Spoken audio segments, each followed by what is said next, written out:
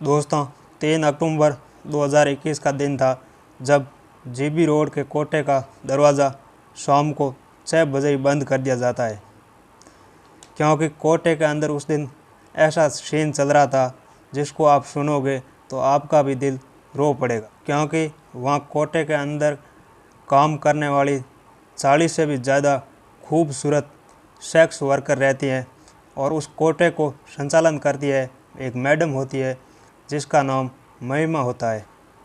आइए दोस्तों, तो इस वीडियो के माध्यम से जानेंगे एक सच्ची कहानी।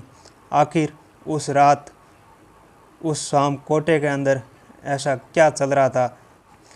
लेकिन दोस्तों, वीडियो में आगे बढ़ने से पहले आपसे रिक्वेस्ट है, आप वीडियो को लाइक कर दें और चैनल को सब्सक्राइब कर दें ताकि हमारा हौसला आगे बढ़ता रहे।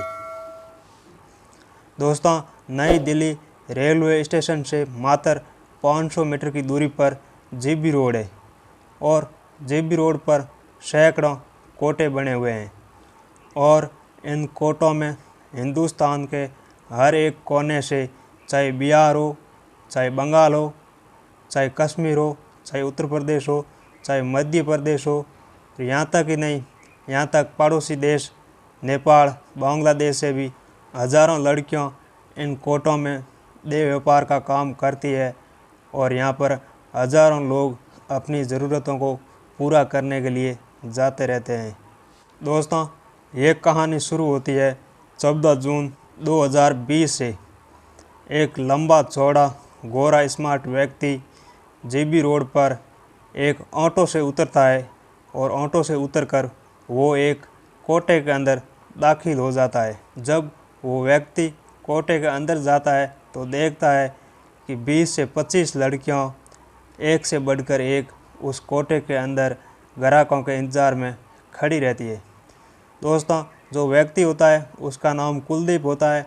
कुलदीप कोटे के अंदर देखता है, अपनी नज़र चारों ओर फेरता है तो उसकी नज़र एक कोने में सोफ़ा लगा होता है उस पर पड़ती है और कुलदीप चुपचाप जाकर कुलदीप सोफ़े पर बैठता है।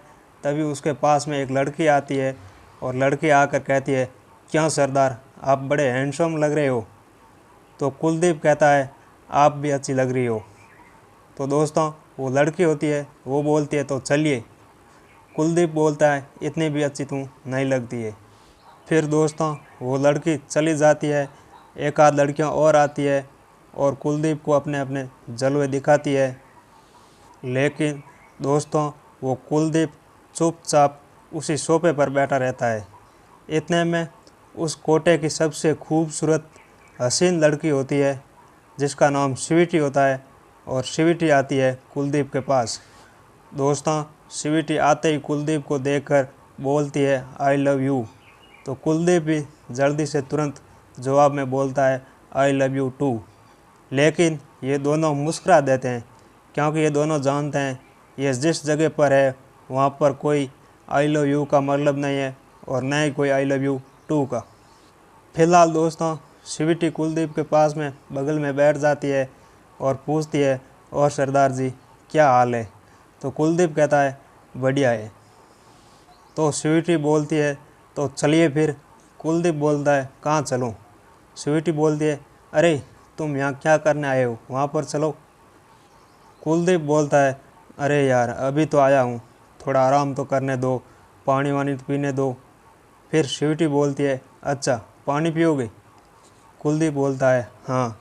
तो स्वीटी अंदर जाती है, अंदर से एक बोतल लेकर आती है, कुलदीप को दे देती है। तो कुलदीप बोतल देखकर बोलता है, अरे यार इधर यही पानी मिलता है, बिसलेरी वगैरह नहीं मिलता। तो स्वीटी होती है, वो बोलती है, रुक अभी तेरे को रसगुल्ला भी मिलेगा क्योंकि तू मैडम के दामाद लग रहा है ना। और स्वीटी कहती है, ये मेरा पर्सनल बोतल है, मैं किसी को छूने तक भी नहीं देती, लेकिन तू साफ़ सुथरा आदमी था इसलिए मैं तेरे को दे दिया, चल तेरी प्यास बुझा दे। दोस्तों, फिलहाल कुलदीप पानी पी लेता है और स्वीटी उसी के पास में फिर से बैठ जाती है और लगातार कुलदीप को वहाँ से उठाने का प्रयास करती है, लेकिन कुलदीप वहाँ उठता नहीं है।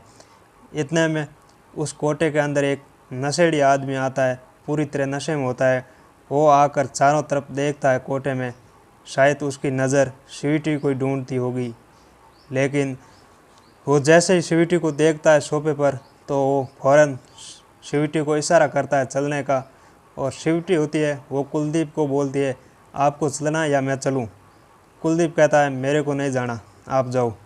फिर स्वीटी उस नशेड़ी के साथ में अंदर चली जाती है। स्वीटी उस नशेड़ी का एंटरटेन करती है। तभी वो स्वीटी अंदर जाती है तो कुलदीप के साथ दूसरी लड़कियां मज़े लेती है। कुलदीप को बोलती है अरे सरदार जी, क्या आपकी जेब में पैसे नहीं हैं? तभी दूसरी लड़की बोलती है कोई बात नहीं, पैसे नहीं थे तो अब की बार दे देना, उधार भी कर लेते। लेकिन जो कुलदीप होता है वो चुपचाप उसी सोफे पर बैठा रहता है, वो कुछ नहीं बोलता। दोस्तों, जब आधा घंटा बीत जाता है, स्वीटी कस्टमर को निपटा कर फिर बाहर आती है और आकर कुलदीप के सामने खड़ी हो जाती है। कुलदीप बोलता है कैसा लगा? स्वीटी बोलती है मुझे तो कुछ फ़र्क नहीं पड़ता, आपको कैसा लगा? कुलदीप कहता है मुझे भी फ़र्क नहीं पड़ता है। फिर वो कुलदीप के बगल में बैठ जाती है और बातें करने लग जाती है। दोस्तों, इसी सिलसिले के अंदर 10 बज जाती है शाम को और कुलदीप को जाने का टाइम हो जाता है। तो कुलदीप वहाँ से उठकर जाने के लिए निकलता है। स्वीटी पूछती है अरे कहाँ जा रहा है? कुलदीप बोलता है घर जा रहा हूँ। तभी स्वीटी कहती है इधर क्या कोटा देखना आया, इधर क्या लड़कियों को देखना आया? तभी कुलदीप कहता है आप जो भी समझो समझ सको, मेरे जाने का टाइम हो गया है। इतने में कुलदीप अपनी जेब से 2000 रुपये निकाल कर स्वीटी को पकड़ाता है। तो स्वीटी बोलती है ये रुपए किस काम के? मैंने आपके साथ कुछ किया भी नहीं तो मैं पैसे किस लिए लेऊं? कुलदीप कहता है कोई बात नहीं, मैंने आपका टाइम बर्बाद किया था, आपकी बातें की थी, आप रख लो 2000। लेकिन जो स्वीटी होती है वो पैसे नहीं लेती है कुलदीप से और पूछती है क्या पानी और पियोगे? तो कुलदीप कहता है हाँ पानी तो पिला दो। फिर स्वीटी अंदर जाती है और वही पानी की बोतल लेकर आती है और कुलदीप को पानी पिलाती है। कुलदीप पानी पी लेता है और वहाँ से कोटे से निकल जाता है। तभी दोस्तों क्या होता है, जो दूसरी लड़कियाँ होती है वो मैडम को कहती है कि एक सरदार आया था आज और स्वीटी को 2000 रुपये दे रहा था, स्वीटी ने रुपये नहीं लिया। जब वो महिमा मैडम को पता चलता है तो महिमा स्वीटी को अंदर बुलाती है और स्वीटी की अच्छी तरह से खबर लेती है और एक चपेड़ा भी मारती है। दोस्तों, जो महिमा मैडम होती है वो स्वीटी को डांट फटकार लगाती है और बोलती है आइंदा से ऐसी गलती मत करना, किसी भी ग्राहक से पैसे लेने से मना मत करना।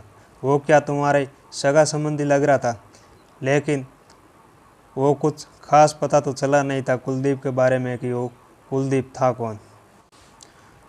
दोस्तों, फिर एक हफ्ते बाद रविवार का दिन आता है और कुलदीप फिर भी उसी कोटे में शाम को 4 बजे दाखिल हो जाता है।